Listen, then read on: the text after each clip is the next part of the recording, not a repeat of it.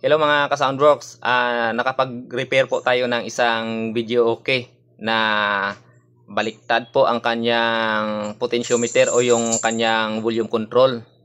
So ang opening po ng kanyang volume control ay from right to left. So dapat sana from left to right. So baliktad po.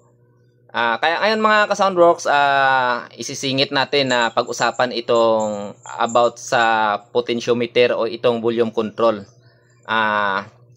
Alamin natin kung ano ba talaga ang function nito at saka paano ba ito nagwo-work. So, ito mga ka-Soundworks, pag-usapan natin. So, itong potentiometer po mga ka-Soundworks ay makakabili po tayo nito ng mayroong iba't ibang resistance. Gaya po nito, mayroon pong 100K at saka mayroon din pong 50K. At saka mayroon pong mas mababa pa po. So, itong 50K at saka itong 100K, so parehas lang po ang function nito.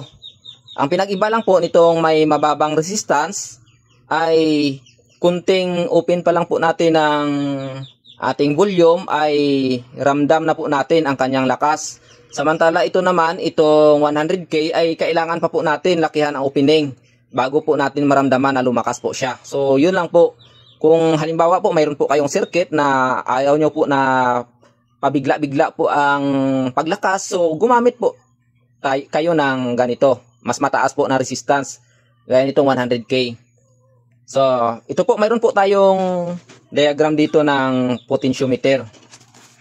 So, at saka mayroon pong resistor sa taas kasi po itong potentiometer at saka itong resistor po ay magkapamilya po ito sila. So, ang pinag-iba lang nitong potentiometer, so itong potentiometer kasi ay variable na resistor. Samantala ito naman fixed, itong resistor na nasa taas.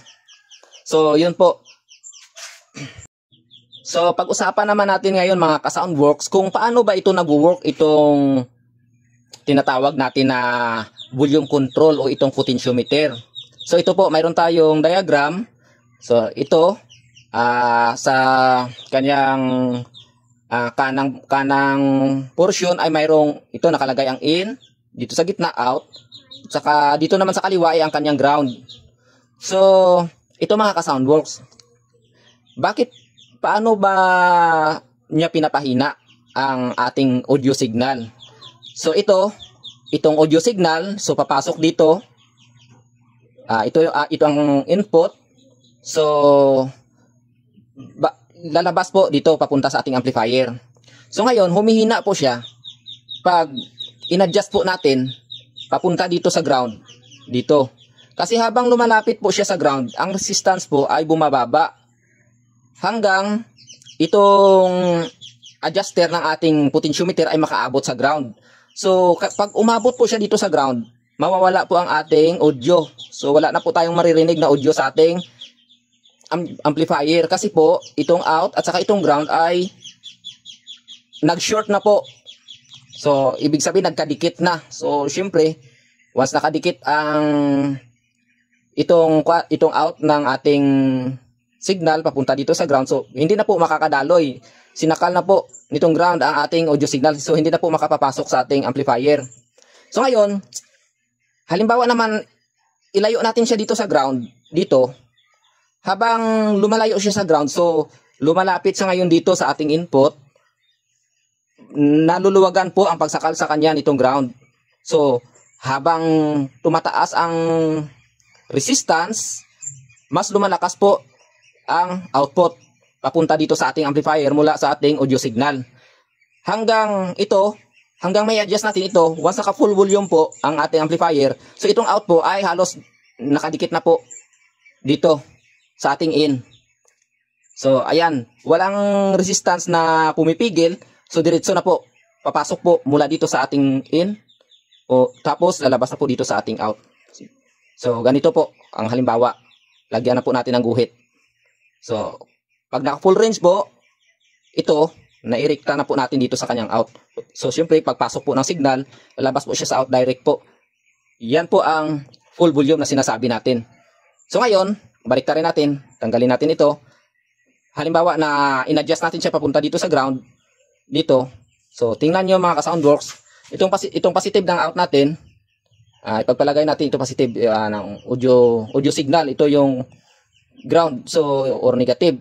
So once na itong positive na ito na i-connect natin sa ground, tatahimik po siya mga ka-Soundworks, kasi nga itong audio signal na itong output nitong potentiometer na papunta dapat sa ating amplifier ay dito po, nasakal na po dahil nakadikit na po siya sa ground. So yun lang po yung nangyari doon sa inayos ko po na video, okay?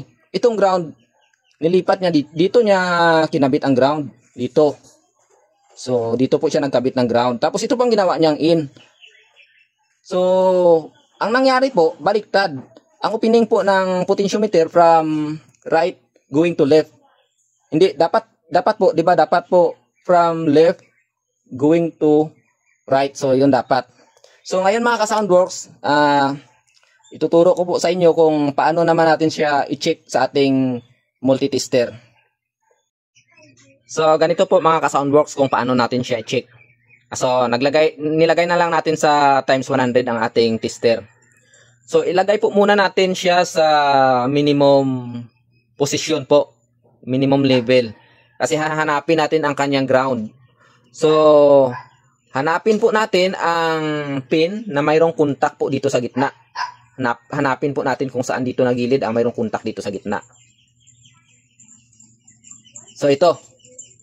Itong nasa kaliwang bahagi, ang mayroong connection dito sa kanyang output, itong sa gitna. So ibig sabihin, ito po ang kanyang ground. Ito po. So, tandaan nyo po, ang sa gitna ay ito po ang kanyang output pin. Ito po ang kanyang input. Itong sa kabila nitong kanyang ground. So, ngayon, tingnan natin kung paano siya mag-adjust mga ka-Soundworks. So ayan mga ka-Soundworks, nasa minimum level po tayo. Kung nakikita ninyo, halos zero resistance po. Pero kaso hindi po accurate itong aking multitester. So ayan po, zero resistance po dapat siya pag nilagay natin dito sa pinaka minimum po na level. So ngayon, iakyat natin. So, halimbawa po, nilalakasan po siya natin, gaya ng sa ating amplifier. So, ganito po, habang pinipihit po natin siya na nilalakasan, ayan po, makikita po ninyo ang pag-change po ng resistance. Ang resistance po, habang nilalakasan natin, ay tumataas. Ngayon, ipihit naman natin pabalik doon sa minimum, ayan po, bumababa po ang kanyang resistance. Hanggang maging zero resistance na po siya. So, dito naman, papuntahin naman natin siya papunta sa full range. So, ayan po. Lumayo po siya sa ground, tumaas po ang kanyang resistance. So, ang masusukat po natin dyan mga ka-Soundworks, kung accurate po itong ating multitester ay kung 100K po ito, ay nakakasukat po tayo dito ng 100K. Ito mga ka-Soundworks, may simple connection tayo ng potentiometer.